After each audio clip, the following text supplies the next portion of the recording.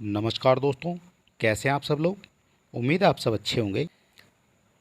आज हम आपके सामने लेकर आए हैं भारत की भूगर्भिक संरचना के बारे में इम्पोर्टेंट वीडियो। ये हमारी 1 लाख क्वेश्चन की सीरीज़ है। ज्योग्राफी के 1 लाख क्वेश्चन हम आपको देंगे। ठीक है, पूरे 1 लाख क्वेश्चन मिल जाते हैं आपको इस सीरीज़ में। और इसको जो है हम टॉपिक वाइज करा रहे हैं। सारे टॉपिक इंपॉर्टेंट हो जाते हैं और सारे जो क्वेश्चन हैं वो कहीं ना कहीं पूछे गए हैं आपकी परीक्षाओं में। तो चलिए देर बिल्कुल नहीं करेंगे, शुरू करेंगे आज का हमारा इम्पोर्टेंट वीडियो भारत की भूगर्भिक संरचना के बारे में। इससे पहले हमने एक टॉपिक करा दिया है और वो अगर आपने नहीं देखा है तो आप हमारे चैनल पर विजिट करेंगे, आपको प्लेलिस्ट मिल जाएगी 1 लाख क्वेश्चन की सीरीज की। तो चलिए देर नहीं करेंगे, शुरू करेंगे आज का हमारा इम्पोर्टेंट वीडियो। और वीडियो शुरू करने से पहले अगर अभी तक आपने हमारे चैनल को सब्सक्राइब नहीं किया है तो सब्सक्राइब कर सकते हैं, वीडियो को अपने दोस्तों में भी शेयर कर सकते हैं। तो चलिए शुरू कर लेते हैं। यहाँ बात कही गई है भारत की भूगर्भिक संरचना के बारे में। और भारत की भूगर्भिक संरचना का विकास पैंजिया के अंगारा लैंड तथा गोंडवाना लैंड के विभाजन से प्रारंभ होता है। जो विकास हुआ है भारत की भूगर्भिक संरचना का, तो ये हुआ है पैंजिया के अंगारा लैंड तथा गोंडवाना लैंड के विभाजन से। इन दोनों का जब विभाजन हो जाता है तब उत्पत्ति होती है भारत की। इसके बाद यहाँ Precambrian, Archean, Dharwar, Cuddapah तथा विंध्यन संरचनाओं का विकास हुआ है। ये सभी पहाड़ियाँ हैं जिनका विकास हुआ है पैंजिया के अंगारा लैंड और गोंडवाना लैंड के विभाजन के दौरान। ये सभी पहाड़ियाँ हैं और इन पहाड़ियों का निर्माण उसी दौरान का हो जाता है। प्री कैम्ब्रियन युग की स्थलाकृतियों में अरावली पर्वत, विंध्यन श्रेणी, छोटा नागपुर, पठाड़ी क्षेत्र जो हैं ये प्रमुख हो जाते हैं। ये वो हैं जो सारे क्वेश्चन पूछ लिए जाते हैं आपकी परीक्षाओं में और इम्पोर्टेंट वीडियो हो जाता है ये। अंगारा लैंड तथा गोंडवाना लैंड के मध्य अवस्थित भू सन्निधि कौन सी है। इन दोनों के मध्य ये आपका अंगारा लैंड हो जाता है और एक तरफ आपका हो जाता है गोंडवाना लैंड। इन बीच में जो था वो कौन सा था, ये सागर था आपका टेथिस सागर। भारतीय उपमहाद्वीप मूलतः किस विशाल भूखंड का भाग है, तो ये भाग हो जाता है गोंडवाना लैंड का। भारतीय उपमहाद्वीप गोंडवाना लैंड का एक भाग हो जाता है। भारत से उपबंध पुरा चुंबकीय परिणामों के जो संकेत मिलते हैं उसके अनुसार भूतकाल में भारतीय स्थलपिंड किस दिशा की ओर अग्रसर हुआ है। जो भारतीय स्थलपिंड है वो किस दिशा की ओर अग्रसर हुआ है, तो ये अग्रसर हो जाता है उत्तर की ओर।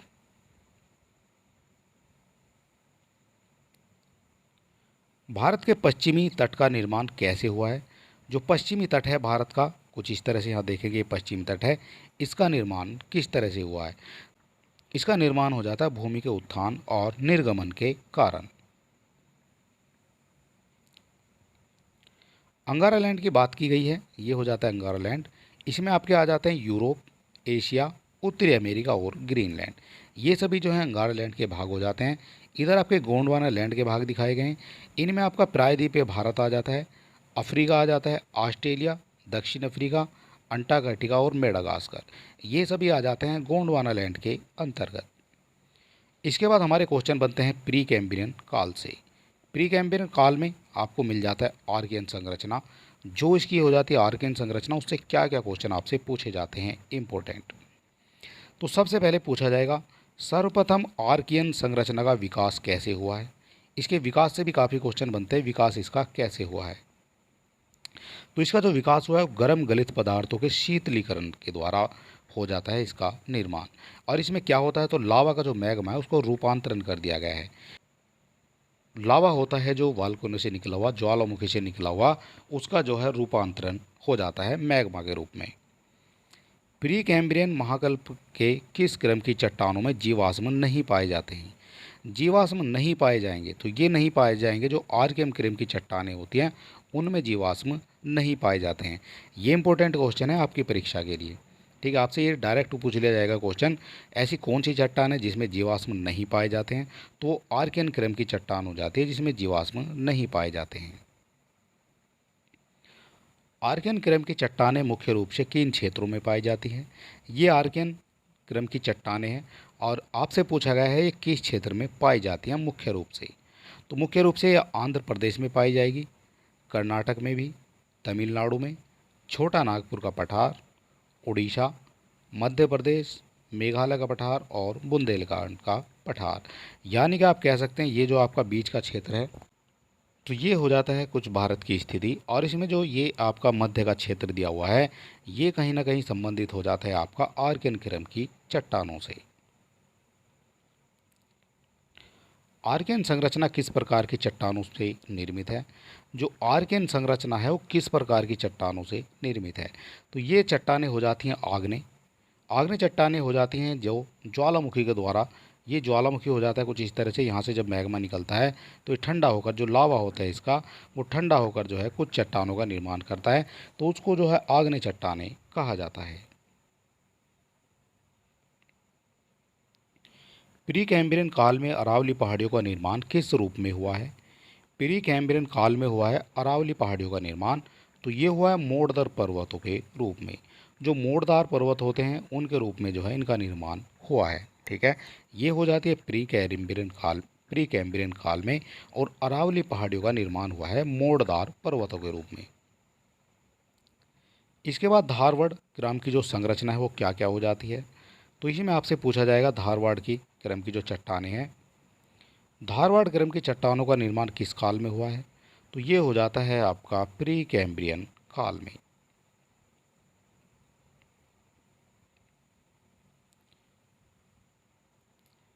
इसके बाद अगला क्वेश्चन आ जाएगा, धारवाड़ किस प्रकार की चट्टानी संरचना है? जो धारवाड़ की है वो किस प्रकार की चट्टानी संरचना हो जाएगी? तो ये हो जाती है जीवाश्म रहित कायांतरित अवसादी संरचना हो जाएगी। जीवाश्म इसमें नहीं पाए जाएंगे, तो जीवाश्म रहित हो जाती है कायांतरित अवसादी चट्टानें। धारवाड़ संरचना का सर्वाधिक विकास किस क्षेत्र में हुआ है? धारवाड़ का विकास आपसे पूछा गया है सर्वाधिक किस क्षेत्र में हुआ है? तो ये हो जाता है कर्नाटक के धारवाड़ में। ठीक है, आपको ये भी याद रखना है जो धारवाड़ का क्षेत्र है कहाँ स्थित है, तो ये हो जाता है आपका कर्नाटक में। ठीक है, भारत में धारवाड़ क्रम की चट्टानें हिमालय की किन श्रेणियों में पाई जाती है? जो धारवाड़ क्रम की चट्टानें हैं वो हिमालय की किन श्रेणियों में पाई जाएगी? तो ये पाई जाएगी आपकी लद्दाख, जास्कर, गढ़वाल और कुमायूं श्रेणी में। ठीक है, इनमें पाई जाएगी आपकी धारवाड़ क्रम की चट्टानें। भारत में धात्विक खनिज संसाधन सबसे अधिक किस संरचना में पाए जाते हैं? जो धात्विक खनिज है वो किस संरचना में पाए जाते हैं सबसे ज़्यादा? तो ये भी पाए जाते हैं आपके धारवाड़ में। ठीक है, धारवाड़ संरचना में सबसे अधिक खनिज संसाधन पाए जाते हैं। भारत के किस भौमिकीय शैल क्रम में लौह अयस्क का समृद्ध भंडार पाया जाता है? लौह अयस्क का समृद्ध भंडार भी पाया जाएगा आपका धारवाड़ क्रम की चट्टानों में। धारवाड़ संरचना में मुख्यतः कौन से खनिज पाए जाते हैं? जो धारवाड़ संरचना है उसमें मुख्यतः कौन से खनिज पाए जाएंगे? तो उनमें पाया जाएगा सबसे ज़्यादा लौह अयस्क, तांबा, मैग्नीज, अभ्रक, चांदी, डोलोमाइट और सोना। ये सभी जो आपके खनिज हैं ये पाए जाते हैं धारवाड़ क्रम की चट्टानों में।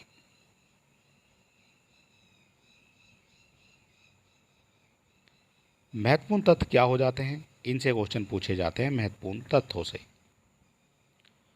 भारत का 98% कोयला गोंडवाना क्रम की चट्टानों में पाया जाता है। ये कहा गया 98% कोयला ये गोंडवाना क्रम की चट्टानों में आपको देखने को मिलेगा। धारवाड़ क्रम की चट्टानों का जो निर्माण है वो आर्कियन क्रम की चट्टानों के अपरदन और निक्षेपण के फलस्वरूप हुआ है। कुड़प्पा संरचना का जो विकास है वो आर्कियन और धारवाड़ संरचना में अपरदन और भौतिक रासायनिक परिवर्तन से प्राप्त अवसादों के निक्षेपण के द्वारा हुआ है। ये बात हो रही है कुड़प्पा संरचना की। इसके बाद आर्कियन शैलों में जो धात्विक, अधात्विक तथा दुर्लभ खनिज पाए जाते हैं, कहाँ पाए जाते हैं? ये पाए जाते हैं आर्कियन शैलों में। विंध्य संरचना भवन निर्माण के पत्थरों के लिए प्रसिद्ध है। ठीक है, ये किसके लिए प्रसिद्ध हो जाएगी? तो ये हो जाती है भवन निर्माण के लिए प्रसिद्ध।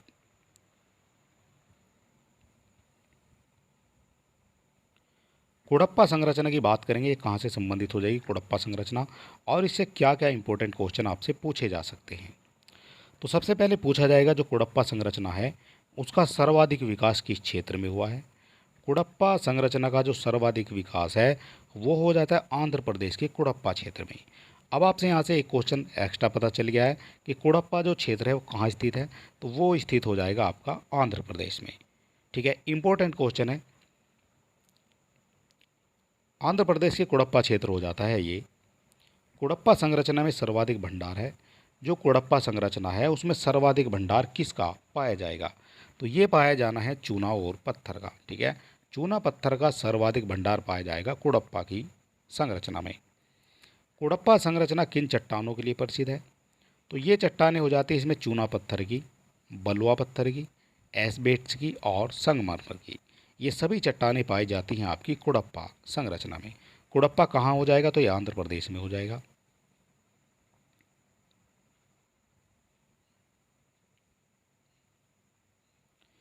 इसके बाद विंध्यक्रम की चट्टानों का निर्माण कैसे हुआ है।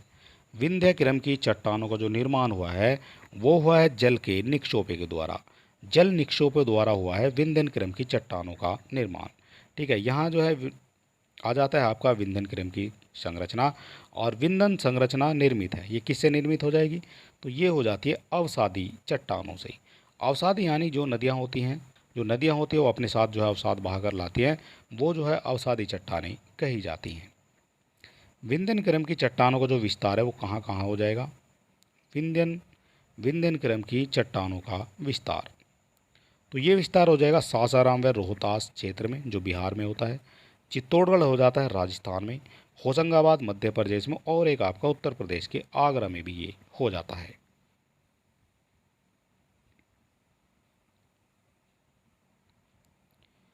पन्ना मध्य प्रदेश तथा गोलकुंडा आंध्र प्रदेश की हीरे की खानें हैं, किस संरचना चट्टानों में पाई जाती है। क्वेश्चन एक एक से ही कई गए आपके बन जाते हैं। आपको ये पता चल गया जो पन्ना की खान है वो कहाँ है जिससे हीरा निकाला जाता है, तो वो है आपकी मध्य प्रदेश में।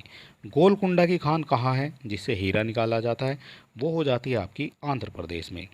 तो आपसे पूछा गया है इनकी जो संरचना है वो पाई जाती है किस चट्टानों में, तो ये हो जाता है विंध्यक्रम की जो संरचना है वहाँ पर ये पाई जाएंगी। इसके बाद इंपॉर्टेंट पॉइंट आ जाता है हमारा प्री कैम्ब्रियन काल। प्री कैम्ब्रियन काल से क्या क्या इंपॉर्टेंट हो जाता है। सबसे पहले आ जाती है आर्कियन क्रीम की चट्टानें। ये कहाँ, ये अरावली पर्वतीय क्षेत्र हो जाता है। दक्षिण पर्वतीय क्षेत्र और बुंदेलखंड का पठारी क्षेत्र इससे संबंधित हो जाएगा। इसकी विशेषताओं की बात करेंगे तो आग्नेय कायांतरित चट्टानों से निर्मित हो जाता है। इसके बाद आ जाती है धारवाड़ क्रम की चट्टानें, और धारवाड़ में आ जाती है आपकी धारवाड़, अरावली और छोटा नागपुर। ठीक है, ये हो जाती हैं अवसादिक चट्टान या फिर जीवाश्म रहित चट्टानें। कुड़प्पा आ जाता है इसके बाद, तो ये आ जाता है आपका छोटा नागपुर पठार, कुड़प्पा जिला आंध्र प्रदेश में, अरावली पर्वत क्षेत्र सेवरॉय और जेवादी। इसमें मिल जाता है आपको चूना पत्थर से युक्त चीज़ें। विंध्यन की बात हो जाती है तो ये हो जाता है रोहतास क्षेत्र हो जाएगा बिहार का, चित्तौड़गढ़ हो जाएगा राजस्थान का, और होशंगाबाद हो जाएगा मध्य प्रदेश का। और ये जीवाश्म युक्त अवसादी चट्टान हो जाती है। अगला हमारा टॉपिक आ जाता है पैलियाजोइक। ठीक है, पैलियाजोइक जो काल है वो आ जाता है, और इसके बाद जो है हो जाता है आपका गोंडवाना लैंड। गोंडवाना लैंड के अंतर्गत आपसे काफ़ी क्वेश्चन पूछे जाते हैं, और बात करेंगे इससे बनने वाले इंपॉर्टेंट पॉइंट के बारे में। प्रायद्वीपीय भारत में गोंडवाना संरचना का विकास किस युग में हुआ है। किस युग में हो जाता है गोंडवाना संरचना का विकास, तो ये हो जाता है कार्बोनिफेरस पर्पियन युग में। गोंडवाना संरचना का निर्माण कैसे हुआ है, तो ये हो जाता है अवसादों के निक्षेपण के द्वारा गोंडवाना संरचना का निर्माण हुआ है। गोंडवाना लैंड के टूटने का क्रम किस युग में प्रारंभ हुआ था। किस युग में प्रारंभ हुआ है गोंडवाना के टूटने का क्रम, तो ये हुआ था शुरू जुरासिक युग से। गोंडवाना संरचना का संबंध किस नदी बेसिन से है। किन नदी बेसिन से इसका संरचना का संबंध माना जाता है, तो ये दामोदर हो जाएगी, महानदी, गोदावरी, सोन, नर्मदा नदी बेसिन जो है सभी जो है इनसे संबंधित हो जाएंगी। बिटुमिनस कोयला के भंडार की दृष्टि से भारत की सर्वाधिक महत्वपूर्ण संरचना कौन सी है। बिटुमिनस कोयला के संबंध में बताना है सर्वाधिक महत्वपूर्ण संरचना, तो ये मानी जाती है गोंडवाना संरचना। ठीक है, ये इंपॉर्टेंट हो जाता है गोंडवाना संरचना, ये बिटुमिनस कोयले के भंडार से संबंधित हो जाएगी। कौन सी चट्टान भारत में नवीनतम है। भारत में नवीनतम हो जाती है ये गोंडवाना चट्टानें। अगला पॉइंट हमारा दिया गया है दक्कन ट्रैप, या फिर इसको मेसोजोइक युग के नाम से भी जाना जाएगा। दक्कन ट्रैप किस चट्टान से निर्मित है, ये क्वेश्चन आपका बनता है। तो ये हो जाता है बेसाल्ट चट्टानों से। ठीक है, यूपीपीसीएस आरओ एरो जैसी अच्छी परीक्षाओं में ये क्वेश्चन पूछे जाते हैं। बाकी वनडे एग्जाम में तो इस तरह के क्वेश्चन जो है पूछे ही जाएंगे। दक्कन ट्रैप किस चट्टान में निर्मित संरचना है, तो ये बेसाल्ट चट्टान से हो जाती है। दक्कन ट्रैप संरचना का जो मुख्य विकास क्षेत्र हुआ है वो कहाँ हुआ है, तो ये हो जाता है महाराष्ट्र तथा मालवा क्षेत्र में। ये हो जाता है दक्कन ट्रैप संरचना का मुख्य क्षेत्र। दक्कन ट्रैप संरचना का विकास किन अन्य क्षेत्रों में है, किन अन्य क्षेत्रों में हो जाता है दक्कन ट्रैप संरचना का विकास, तो ये हो जाता है गुजरात के काठियावाड़, प्रायद्वीप, कर्नाटक के बेंगलुरु, मैसूर का पठार, आंध्र प्रदेश और तेलंगाना के पठार, छोटा नागपुर के पठार और राजमहल पर्वतीय क्षेत्रों में। इन सभी में आपको देखने को मिल जाएगा दक्कन ट्रैप।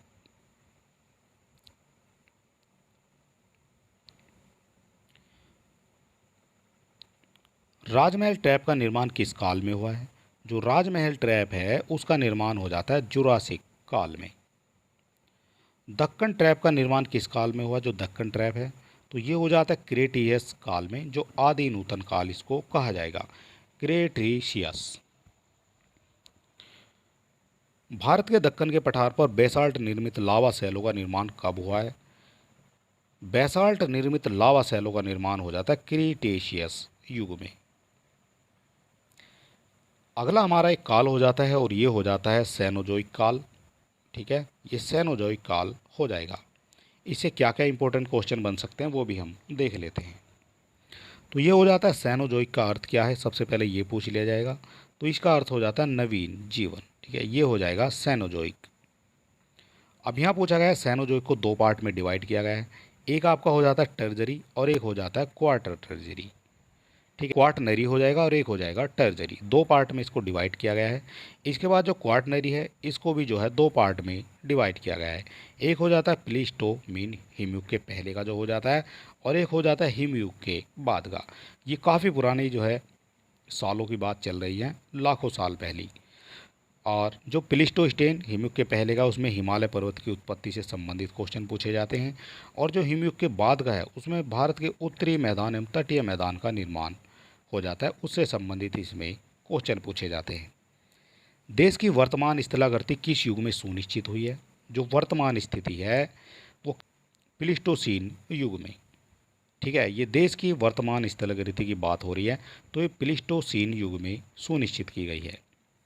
पृथ्वी पर सबसे व्यापक हिमकुंज गुंज मिडेल रिस और बुर्म, ये किस काल में आया था, ये हो जाता है व्यापक हिमयुग।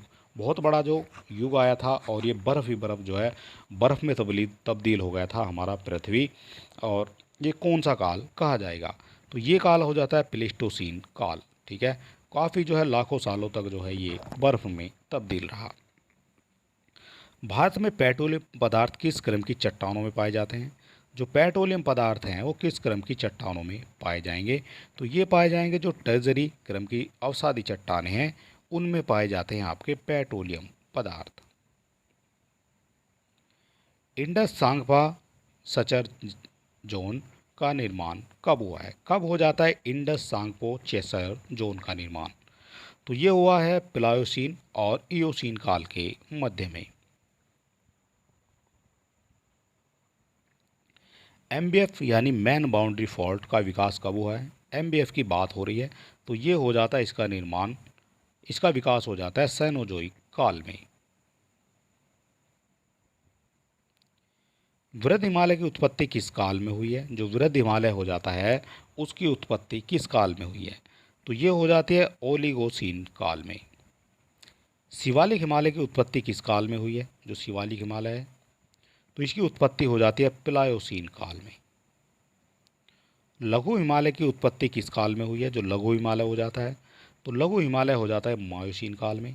ये तीन हिमालय दिए गए हैं आपको, वृद्ध हिमालय, शिवालिक हिमालय, लघु हिमालय, तो तीनों की जो उत्पत्ति हुई है वो सभी जो है अलग अलग हुई है। वृद्ध हिमालय की ओलिगोसीन काल में, वृद्ध ओलिगोसीन। शिवालिक हिमालय ये हो जाएगा प्लायोसीन, लघु हिमालय ये हो जाता है मायोसीन। विशाल मैदान के बांगर एवं खादर रूप का विकास कब हुआ है? खादर रूप का जो विकास है वो कब हुआ है? तो ये हो जाता है अत्यंत नूतन युग में। नर्मदा, ताप्ती, गोदावरी, कृष्णा, कावेरी नदियों की वेदिकाओं का निर्माण कब हुआ है?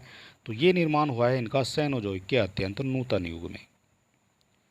राजस्थान मरुस्थल अथवा थार मरुस्थल किसका विस्तार है? तो ये विस्तार हो जाता है प्लीस्टोसीन और अभिनव जमाव का।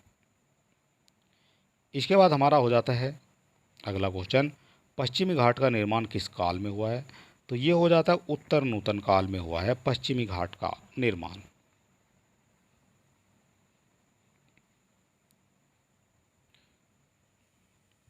और चलिए दोस्तों, आज का जो हमारा टॉपिक था ये समाप्त होता है। कल हम आपके सामने लेकर आएंगे भारत की भू आकृति और प्रदेश। भारत की भू आकृति और प्रदेश से आपके कितने जो भी इम्पोर्टेंट क्वेश्चन बनते हैं वो सब हम विद मैप आपके सामने बताएंगे। विद मैप आपको जो है सारे दिखाने वाले हैं। और वीडियो आपको कैसा लगा ये आप हमें कमेंट बॉक्स में लिख सकते हैं। वीडियो अगर अच्छा लगता है तो आप अपने दोस्तों में भी शेयर कर सकते हैं। और अगर आप चैनल पर नए हैं तो आप हमारे चैनल को सब्सक्राइब करना बिल्कुल ना भूलें। और हमें मोटिवेट करने के लिए एक लाइक भी आप कर सकते हैं। तो चलिए दोस्तों, मिलते हैं नेक्स्ट वीडियो में, तब तक के लिए नमस्कार।